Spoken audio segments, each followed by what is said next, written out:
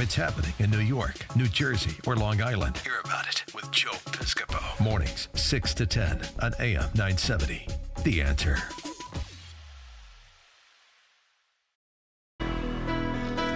Jersey Joe on the radio. Good morning. Good morning. Great to have you with us. 9:22 right now in New York, with Five Boroughs and Big Al and Debbie. Robert Wolf is CEO of 32 Advisors, board member of the Obama Foundation. I know.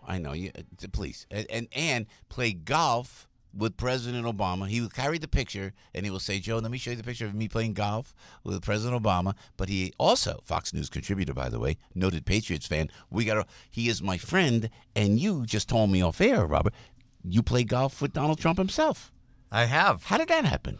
When I was running UBS. Oh, yeah, right. It was just huge, Mid-2000s. I think it was 2006 or 7. Yeah. Played golf with him up at his golf course in Westchester. You and UBS, that's big time, buddy. That's big time. You missed that? You made the move kind of into politics? And no, well, 30 years of Wall Street was great. When I turned 50, I think God told me go do something else. So I'm doing God forbid. a few different entrepreneurial stuff. Yeah, it's great, though. And now you and I talk. We exchanged tweets, as it were. Absolutely. Everybody's nuts, Robert. Help me out here. Everybody's nuts. Now, you supported Barack Obama. You very close. You were one of the biggest fundraisers for Hillary Clinton. And the one thing I said, look, and I know Donald for years, Donald Trump. I'm going to vote for him. If you vote for Donald, vote for Donald, but don't hate Hillary. I said that ad nauseum. And you said, we talked about this off Mike for a second ago. People, no matter what you do, you can't win in this business. I'm trying to be pragmatic and objective. I said, look, if the president does something good, I'm going to give him credit. If you don't understand him, it's a good argument. Fair enough. I understand the argument, but I'm voting for him. You vote for Bernie. You can vote for Hillary, whatever you want to do. But let's not hate each other, for God's sake. No, there's no question that our politics have gone to each corner of the room. There's kind of no middle today. I actually think over the last 24 hours, the 20 or so moderates on each side working together was a little sign of hopefully more to come. I think so. But, we live in this polarizing environment that's just getting worse and worse. So and sitting here with you is a lot of fun. You know what I mean? And you're on Fox News. I am. I'm a Fox News contributor. So tell me what the conservatives say. Oh, well, you're too liberal, right? You get vilified. And then your base says to the other, right? They go the other way. When you play that intersection of kind of finance and politics, you're going on business shows all the time. I like to kind of stay in my sandbox. I don't talk. I'm not a chatterbox, so I talk about business. And, I get along with the people on Fox Business and many on Fox News. I mean, yes, you get trolled after. The liberals are upset that I'm not hammering Trump enough, and President Trump, and the Fox people are upset that I'm a President Obama guy. So at least I have you as my friend. Yeah, no, listen, I'll play golf with you anytime, man. I'll tell you, and you're on with Marita Bartiromo. I'm on with Maria. How great is she? How great? All of them. And Neil's great. Yeah, my buddy. Listen, one of the reasons I joined as a contributor of Fox is I thought that, the Fox viewers needed to hear, from a sane Democrat kind of some of our ideas. And you know what? I'm happy to have political disagreements, business disagreements, and I'm happy to hear their views and have a cordial debate. But I think at the end of the day, one of the things the Democratic Party has done wrong is we've run away from a lot of the voters that need to hear our voice. I mean, you look at one thing that Secretary Clinton didn't do well is you look at Wisconsin and Michigan and Ohio and Pennsylvania. We have to make sure we're part of, everyday Joe, excuse the pun. No, it's true, though, how Donald Trump tapped into that, man. He this did. Billionaire, this New York guy from Queens, construction guy from Queens, really touched in and he touched the heart of America. Can you give the president credit, Robert, about the stock market soaring? Unemployment is down. The unemployment across all sector, all ethnic groups. Do you give the president credit for that? I mean, listen, there's no question. Wait a second. Let me just. I think there's no question that the tax reform that took place is an incredible positive for the stock market. You can't, facts don't lie, numbers don't lie. So what he's done on regulation for the business community and corporate tax reform has been an incredible boost to both confidence and the stock market.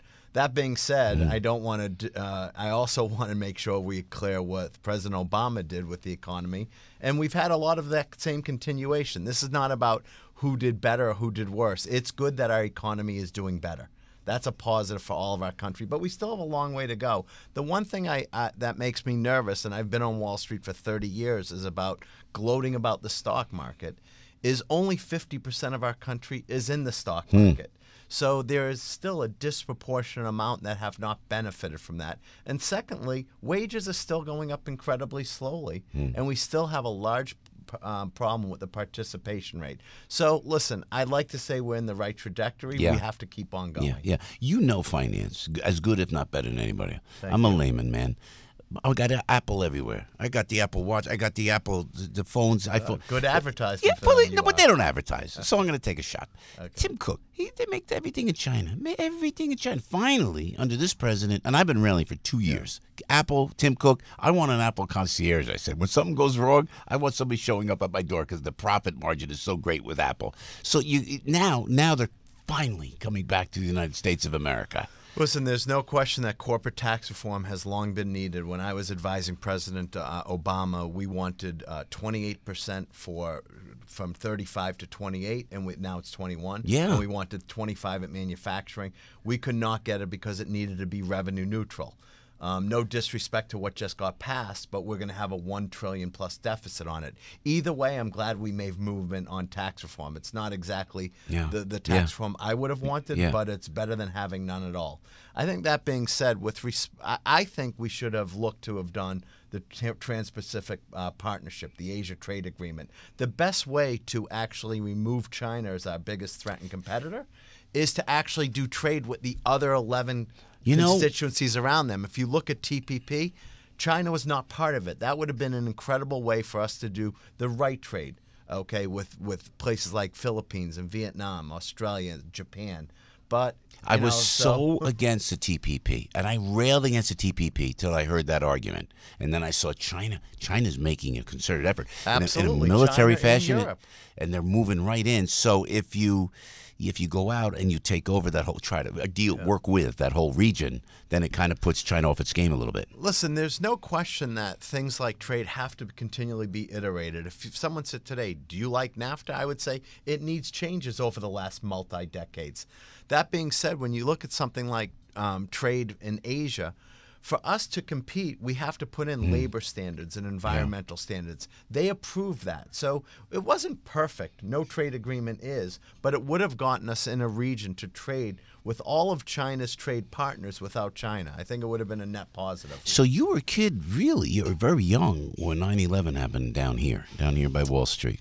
When September 11th, you were working. Where were you working? I was working at UBS, and you were a kid. You were young. Jesus. I mean, you're young now. Don't get me wrong. Thank you. Well, because I keep thinking of where I'm going. No, I think of Joe Grano. Joe and I were together. Remember, UBS bought Payne Weber. I love it. I love Joe. Joe's a mentor and a great man. So, great veteran, a great American. I actually ended up going into his office, and I didn't actually move anything but the ashtrays. That's the one thing I made. I took the ashtrays out. Sorry, Joe. I had to rid the ashtrays. Yeah. But you went into Joe's office. That's great. Because Joe and Ken Langone, certainly Rudy, Dick Grasso, these were great guys. But you were a kid going through that.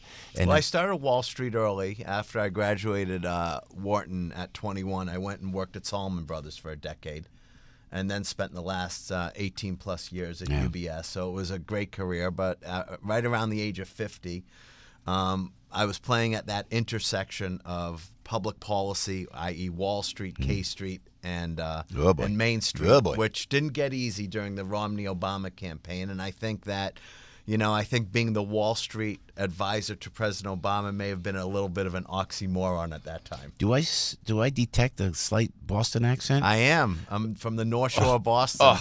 I'm a huge Patriots fan. I also, though, went to school in Philly, so I like the Eagles. Man. But I'm a huge Patriots fan. If if the Eagles were playing someone else, I probably would be rooting for the Eagles. But that being said, I crossed something off my bucket list a few weeks ago. Yeah. I went up and was a guest of Kraft at the Pats game.